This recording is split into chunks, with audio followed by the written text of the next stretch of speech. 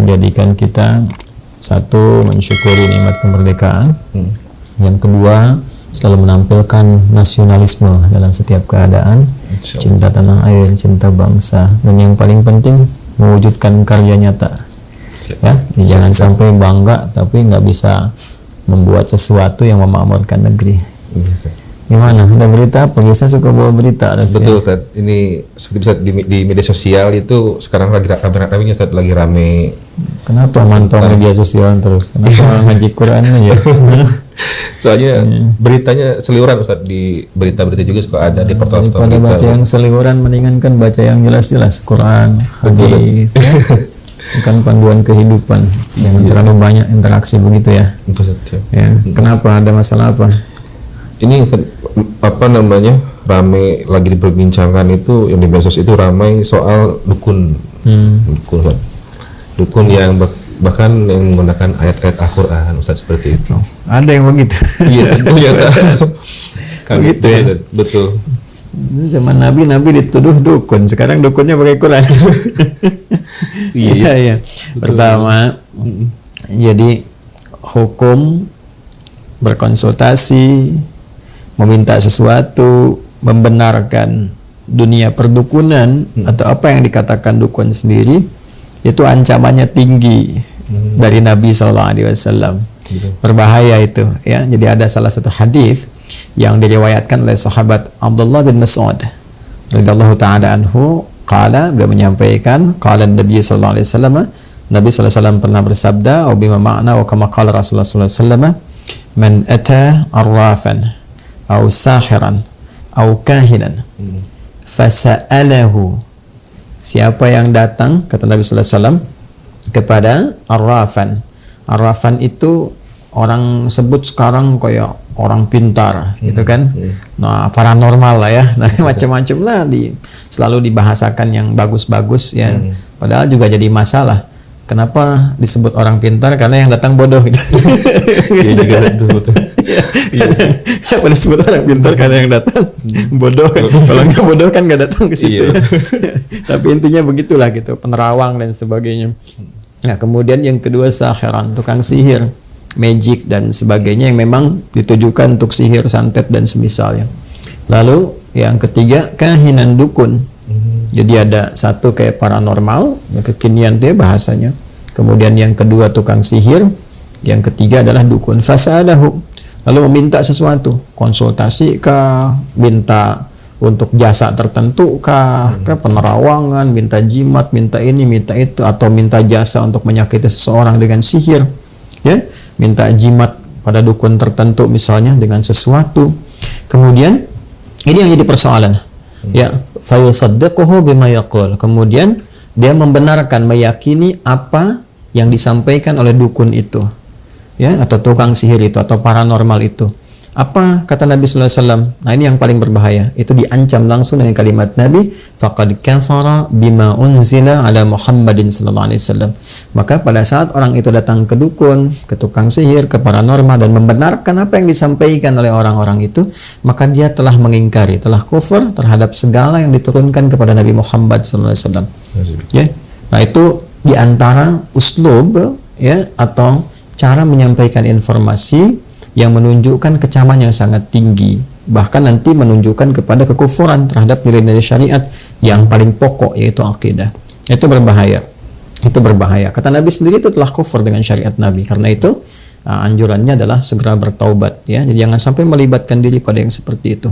Ya, harus kita sampaikan agar segera bertaubat, karena itu termasuk satu di antara 7 dosa besar, ya, yang berpeluang mendapatkan murka Allah Subhanahu wa taala dan juga bisa menggugurkan nanti nilai-nilai ketaatan kalau dia muslim, ya, yang selama ini dia misalnya berusaha untuk membangun diri, dia sholat misalnya, atau bahkan haji atau umrah, tapi dia datang ke dukun, datang ke tukang sihir, datang ke paranormal, ya, berbuat syirik, masuk bagian dari syirik nanti itu, karena mempercayai sesuatu yang Allah larang dan menduakan sesuatu yang telah Allah kemudian tegaskan tidak ada itu semua, ya. Jadi sesuatu yang sangat berbahaya. Di An-Nisa itu di ayat 48 misalnya tegas Allah menyampaikan, innallaha la yaghfiru ay yushraka bihi wa yaghfiru ma duna dzalika liman yasha, ya. Sungguh kata Allah sendiri yang menyampaikan, Allah tidak akan berkenan mengampuni dosa syirik, Ya kan? Kalau dia bawa sampai mati. Ya, kalau sampai wafat dia bawa dosa itu. Kecuali kalau sebelum datang ajalnya dia tobat, ya, mohon ampun kepada Allah, dia perbaiki dirinya, menjauhi syirik, taubatan nasuha, maka berpeluang mendapat ampunan Allah Subhanahu wa taala. Tapi kalau dia pertahankan sampai dengan dia wafat, sampai kembali kepada Allah, maka amal apapun yang dia kerjakan terhapus semuanya. Ya. Dan itu sangat berbahaya ancamannya. Itu bagi yang berbuat konsultasi, kan, membenarkan, percaya dengan itu semua. Sekarang kalau jadi pelakunya, itu jadi lebih berbahaya lagi tuh. Ya, bila dia mengaku Muslim. Ya, bila mengaku Muslim. Karena itu kita mendoakan semoga Allah melembutkan hati-hati orang yang menduga bahwa dukun itu bagian dari profesi, misalnya, ya. Hati-hati kalau dia Muslim ya. Kalau dia bukan Muslim, ya itu urusannya. Kita tidak memberikan pencerahan atau arah-arah jalan kebaikan yang mengikat di luar nilai keislaman. Kalau ingin belajar dipersilahkan. Tapi bagi orang Islam mesti yakin dengan tuntunan keislamannya. Ya, mesti yakin dengan pedoman keislamannya. Nah, di tuntunan keislaman itu tidak boleh menjadi dukun. Jadi kalau ada orang Islam menganggap bahwa dukun bagian dari profesi, itu dosanya besar. Apalagi kalau jadi dukun. Nah, yang paling menarik tuh gini. Dulu Nabi Muhammad SAW saat diturunkan Al-Quran kepada beliau sebagai pedoman berkehidupan, itu ada yang menduga, sebagian dari masyarakat di sekitaran Mekah yang ingkar pada masa itu, menduga bahkan menuduh Nabi Muhammad itu dukun. Penyihir kali. Iya, dituduh penyihir, dituduh penyair, dituduh gila, dituduh lagi dukun. Jadi ayat-ayat Quran itu diposisikan sebagai jimatnya, katanya Muhammad bawa jimat, dia dukun tuh. Makanya turun beberapa ayat, yang paling pokok tuh 2 ayat. Ya, yang langsung diturunkan oleh Allah Subhanahu wa taala sebagai pembelaan bagi Rasulullah sekaligus menepis semua tuduhan-tuduhan itu. Jadi Allah telah membebaskan Nabi Muhammad SAW dari tuduhan-tuduhan perdukunan. Ya, dengan ayat-ayat Quran. Lalu kalau datang orang membawa ayat Quran dan itu dukun, itu dosanya besar sekali.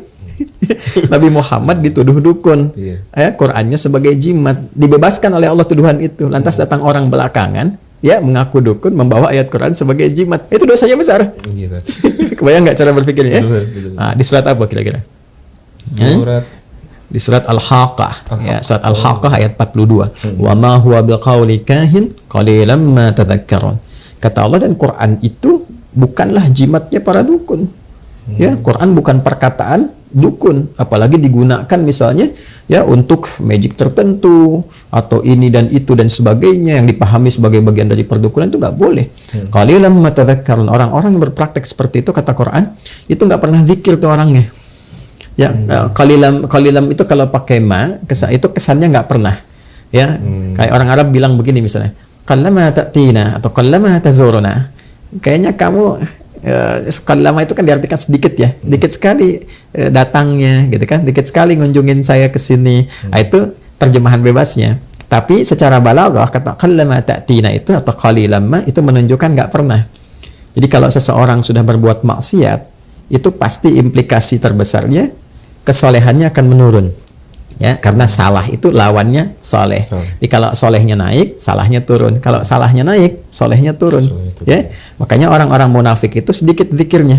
Innal munafiqina yukhadi'una Allah wa huwa khadi'uhum wa idza qamu ila sholati qamu kusala yura'una an-nasa wa la yadhkuruna Allah illa qalila wa la yadhkuruna Allah illa qalila. Ya, An-Nisa ayat 142. Kata Allah, orang munafik itu kan banyak problemnya tuh. Banyak maksiatnya, banyak salahnya. Makanya kalaupun zikir itu cuma sedikit, itu pun kalau ada kepentingannya aja. Ya, untuk kebutuhan dunianya. Ini zikir tarik ke dunia.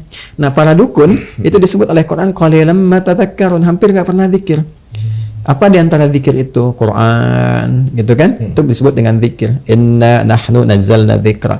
Jadi para dukun tuh pasti kalau dia mengaku muslim pun bawa ayat Quran, dia sendiri belum tentu bisa baca itu. Ya, ngajinya pasti berantakan tuh. Salatnya pasti nggak benar tuh. Nah, itu bahasa Quran. Ya, kemudian ada lagi di surah At-Tur, di ayat ke-29. Fadzakir fama anta bi ni'mati rabbika bikahinin wala majnun. Ya, wadzakir, ingatkan, share, pahamkan orang, gitu kan? Kata Allah, ingatkan orang-orang itu, ajak pada kebaikan, doakan, sampaikan kelembutan, dakwahi. Kamu itu telah mendapatkan nikmat Allah. Kata Allah Subhanahu wa taala, Muhammad SAW, engkau dengan nikmat Rabbmu itu diberikan kenikmatan besar. Dengan nikmat itu, engkau bukanlah seorang dukun. Kau bukan pula orang-orang yang terduga mengalami penyakit jiwa, gitu kan? Disebut gila dan sebagainya. Engkau bukan itu. Engkau adalah orang yang mendapatkan kelengkapan nikmat dari Allah Subhanahu wa taala.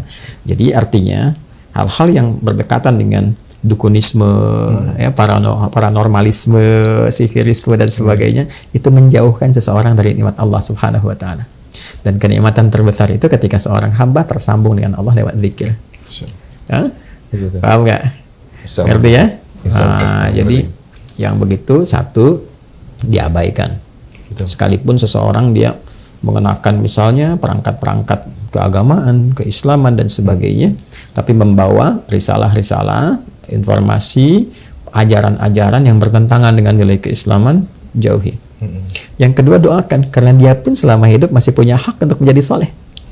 Ya, kita bantu supaya bertobat, mengarah pada yang baik, belajar kepada guru yang benar, sehingga itu menjadi perubahan pada dirinya dan mendorong orang-orang yang menganggap itu profesi dari teman-temannya untuk bertobat, kembali pada jalan kebaikan. Ya, kalau ada yang soleh, kenapa pilih yang salah? Rizki dijamin nggak oleh Allah? Dijamin. Diberikan nggak?